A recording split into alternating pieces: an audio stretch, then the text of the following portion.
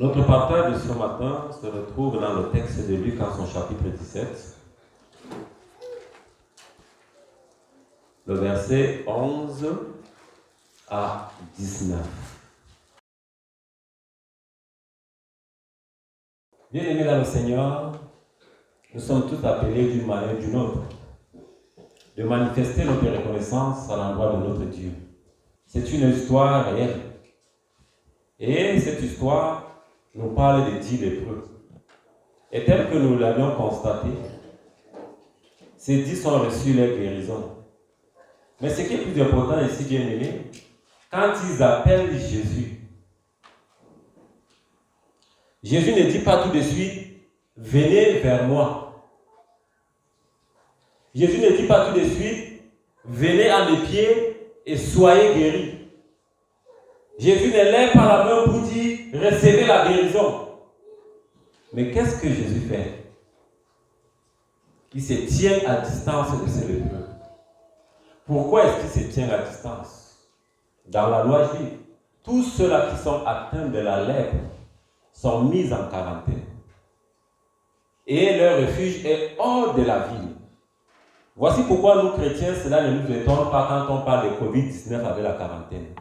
Parce que cela est biblique. L'écartement de 50 personnes ne nous étonne pas. Pourquoi? Parce que c'est dans la Bible. Ça a des fondements bibliques. Le monde a simplement copié ce qui se retrouve dans la Bible. Et parfois, nous-mêmes, en tant qu'enfants de Dieu, nous ne sommes pas conscients de ce qui se passe. Nous disons toujours que les gens du monde, parfois même le monde est en train de puiser dans la Bible de ce qui nous échappe. Qu'est-ce qui se passe dans? Ils sont mis en quarantaine. Quand ils voient Jésus, la première chose c'est quoi? Ils savent qu'en ce monsieur de Jésus, il y a la guérison. Ici, on parle de la foi. Ils n'ont pas l'expérience avec Jésus, mais le fait qu'ils ont entendu parler de Jésus, ils ont entendu parler de ces miracles, ils ont saisi l'occasion. Qu'est-ce qu'ils ont dit? Maître. Et à Jésus de dire, allez vers les maîtres, c'est-à-dire les docteurs de la loi, les pharisiens. Ici également, Jésus est en train de régler un problème très important. Si Jésus disait, venez et vous êtes guéris, allez, il devait avoir un grand problème. Pourquoi? Parce que seuls les sacrificateurs avaient le droit, avaient ce pouvoir de déclarer une personne impure de sa lèpre. Jésus, connaissant cette loi, il se soumet également à cette loi et il dit allez. Et qu'est-ce qu'ils ont fait? Sur cette parole, ils sont allés. Et en coup de route, la Bible nous dit, eux-mêmes font cette découverte miraculeuse qu'ils ne sont que la lèpre a été guérie de leur corps. Nous parlons de l'émergence. Lorsque nous disons ta reconnaissance envers Dieu est une clé de l'émergence, de ton émergence, cela veut dire quoi? Ces 10 lépreux étaient des personnes qui étaient rejetées dans un premier temps. Pourquoi? À cause de leur maladie. Dès lors qu'ils sont guéris, premièrement, ils sont acceptés dans la société. Deuxièmement, ces personnes qui étaient chères à eux, peut-être c'était des gens qui faisaient du business. Et quand ils ont rattrapé la lèpre, on les a écartés. Mais quand Jésus prononce, lui qui est la parole, quand il prononce la parole, il retrouve la guérison. La maladie dans laquelle tu te retrouves peut être obstacle également à ton émergence. Parce que pour une personne qui est malade, elle ne peut pas travailler, elle devient invalide. Ces lépreux étaient invalides. Dans les moments de quarantaine, ils ne pouvaient rien faire que de s'apitoyer sur leur sort. Mais Jésus vient donner une solution. Et dans cette solution, ils sont acceptés dans la société. Par leur guérison, ça portait un grand témoignage hors de la contrée. Pourquoi? Parce qu'il y a un monsieur qui s'appelle Jésus qui a opéré un miracle à leur endroit. À cette époque, les lépreux, dans les moments de quarantaine, même quand ils sortent, nous voulons expliquer ici pourquoi ils ont appelé Jésus à distance. Quand les lépreux sortent de leur endroit de quarantaine, ils doivent pousser des grands cris. Pourquoi ils poussent des cris? Pour alerter la population qui sont en train d'arriver. Et on doit frayer un passage. Pour qu'ils ne contaminent pas les autres. Dans leur cri de détresse, Jésus les saisit. Dans leur cri de détresse, ils rencontrent celui-là qui va changer toute l'histoire de leur vie. Dans leur cri de détresse, le peuple a connu la puissance de Dieu en ce moment. Très important, bien-aimé.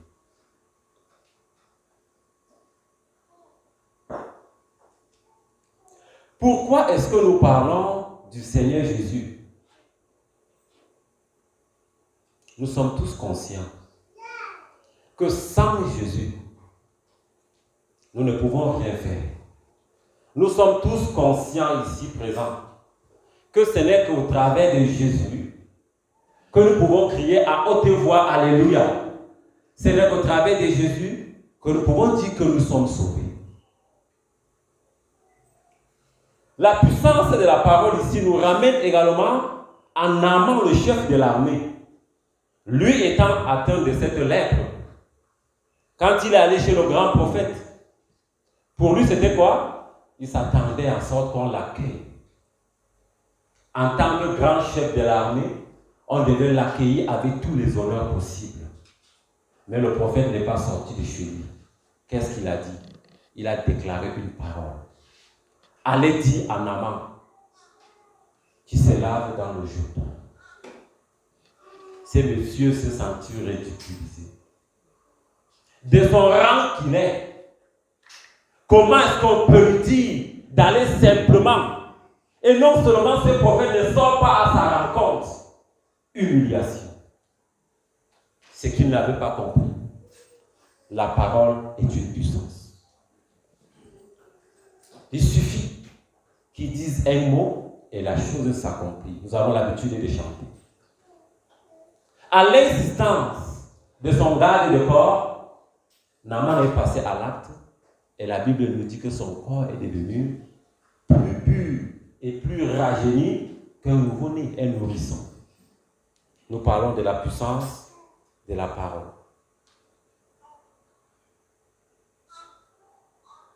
On retient déjà de notre texte.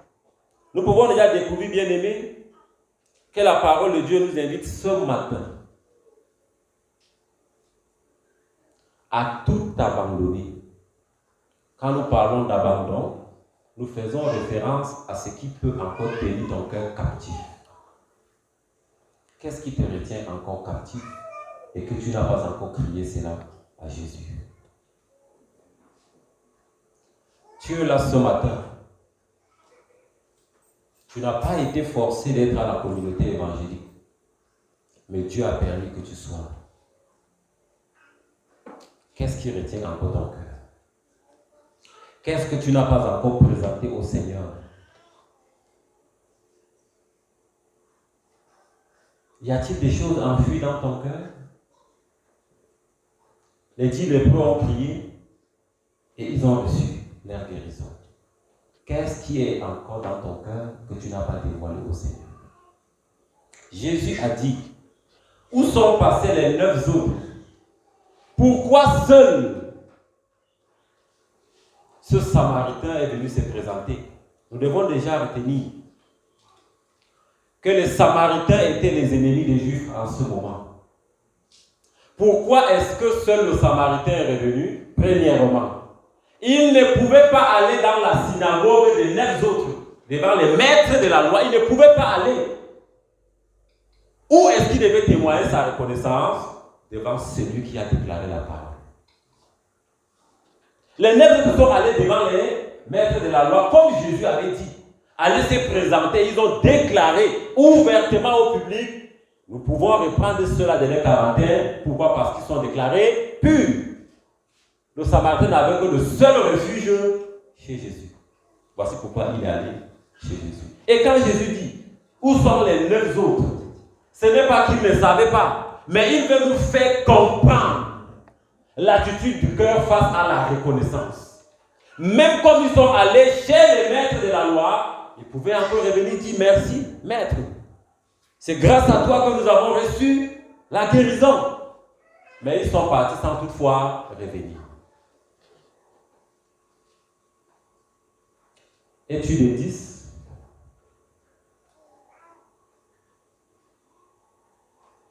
Comment est-ce que tu es reconnaissant à Dieu dans tout ce que tu fais?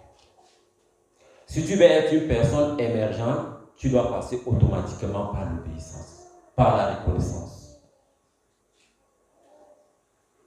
Je peux dire 80%. Dans la plupart des cas, nous prions souvent à l'Éternel en disant, Seigneur, si tu me donnes, je veux également te donner. Beaucoup ont dit, Seigneur, quand je veux réussir à tel concours, mon premier salaire, je veux te redonner. Beaucoup ont dit, Seigneur, quand j'aurai tel montant, je veux également te donner. Mais une fois quand on reçoit, combien sont ceux-là qui viennent dire merci à Dieu? Peut-être que tu fais partie. Ce matin, nous voulons te dire, ta reconnaissance est l'une des clés de ton émergence. Tu ne peux pas émerger quand tu as la main fermée, bien-aimé. Tu ne peux pas émerger quand ton cœur est fermé et que tu ne veux pas donner cette reconnaissance à Dieu. Autrement dit, tu vas battre les ailes sur place. Combien sont ceux-là qui sont reconnaissants à Dieu avec tout ce qu'ils ont? Combien? Ce n'est pas que Dieu ne nous bénit pas. Dieu nous bénit de toutes les bénédictions possibles. Quelle est la part que nous donnons à ces dieux? Bien-aimés, les 10 lépreux ont reçu leur guérison. Également, cette parole trouve son origine dans les Saintes Écritures. C'est une recommandation biblique comme souligne le psalmiste en ces termes. Recommande ton sort à l'Éternel, mets en lui ta confiance et il agira. Somme 37, verset 5. Et dans le même ordre d'idée, l'apôtre Paul stipule que déchargez sur lui tous vos soucis, car lui-même prend soin de vous. Tout est à Dieu. Peut-être que tu ne comprends pas, mais obéis simplement. Dis simplement à Dieu, je ne comprends rien de tout ceci. Mais Seigneur, tel que je suis, transforme mon cœur. Je vais être cette personne qui veut marcher selon ta volonté. Tu as tellement fait des choses pour moi. Mais je suis ingrat. En ce jour, je reconnais mon tort. Seigneur, transforme ma vie. C'est très important.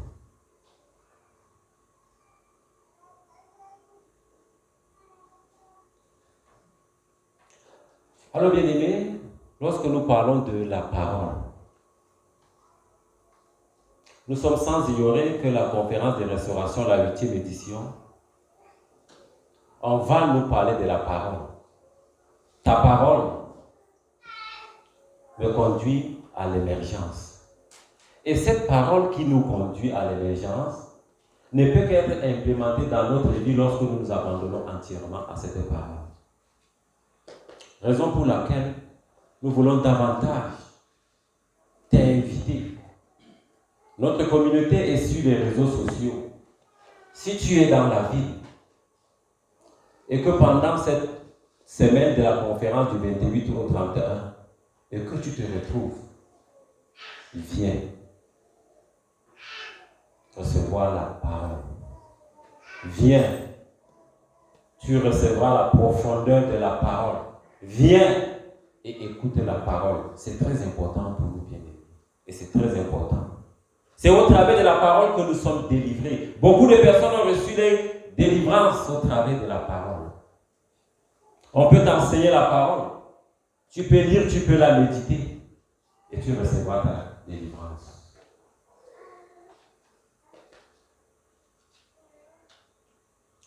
Jésus est présenté comme la présence miséricorde de Dieu qui guérit et sauve les hommes en appelant à la foi par l'action de grâce. Ta reconnaissance envers Dieu fait de toi une personne comblée de bénédictions. Plus nous sommes reconnaissants à Dieu, plus il nous bénit davantage.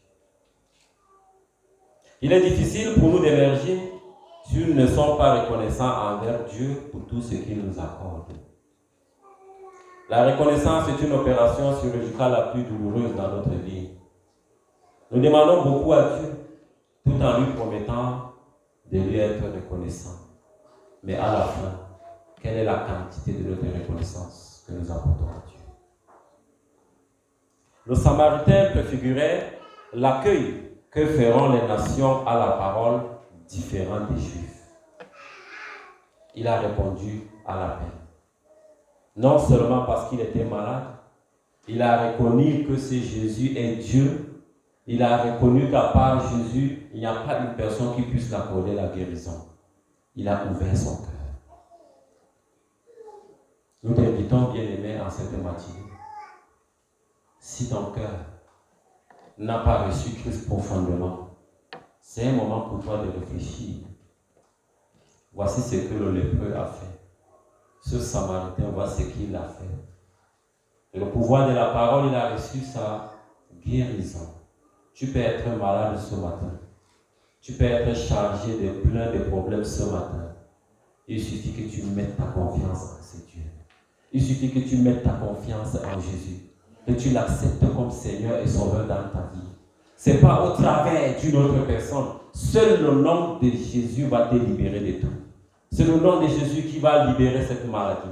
C'est le nom de Jésus qui va t'offrir de nouveaux horizons. Ne dis jamais que je vais le faire demain. Là où tu te retrouves, tu vas dire à Dieu, voici mon cœur.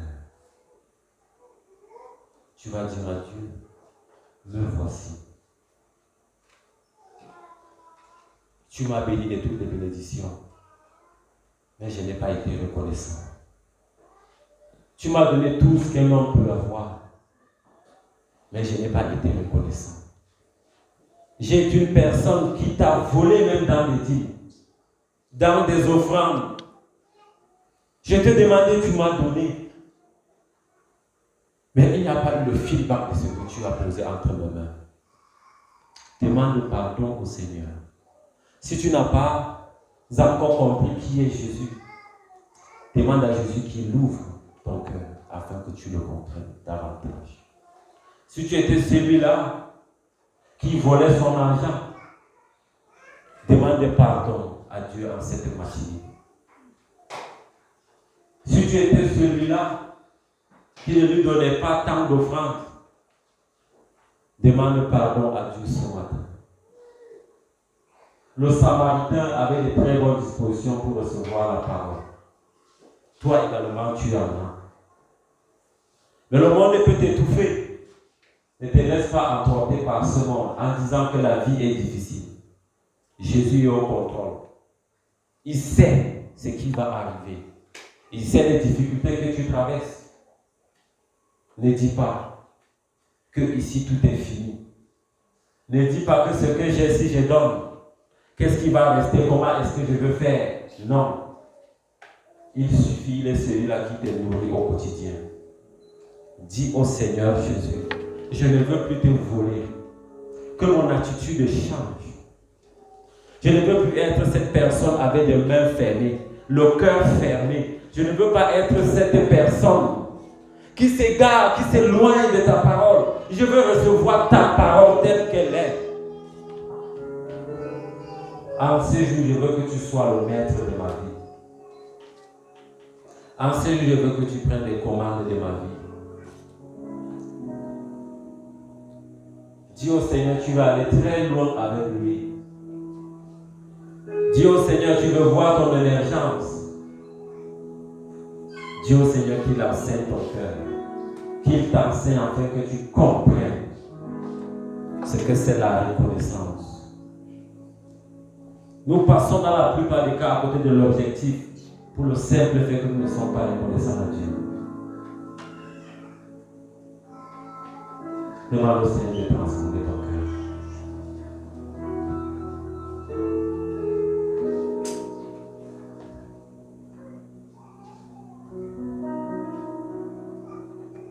La Bible nous dit chaque jour Dieu manifeste sa bonté à notre égard. Et la Bible dit qu'il est riche en bonté. Et ses bontés ne sont jamais épuisées. Car chaque matin, il se renouvelle. Ce n'est pas à ce moment qu'il va t'abandonner. Il renouvelle cela dans ta vie chaque jour. C'est le moment de dire merci à Dieu.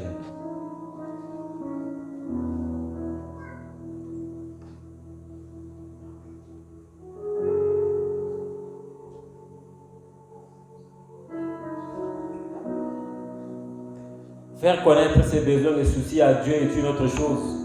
Mais attendre et obéir à l'ordre en est une autre chose.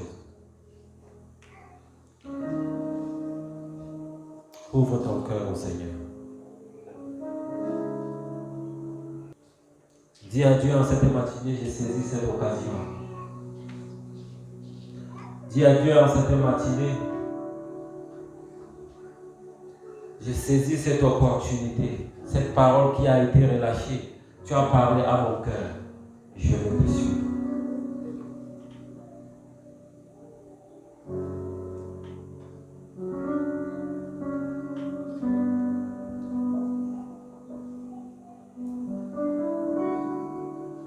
Pierre pouvait dire, tu as les paroles de la vie. Jésus, tu as les paroles de la vie. Et ce n'est que par cette parole que nous avons la vie. C'est par la parole qui nous transporte à une autre dimension.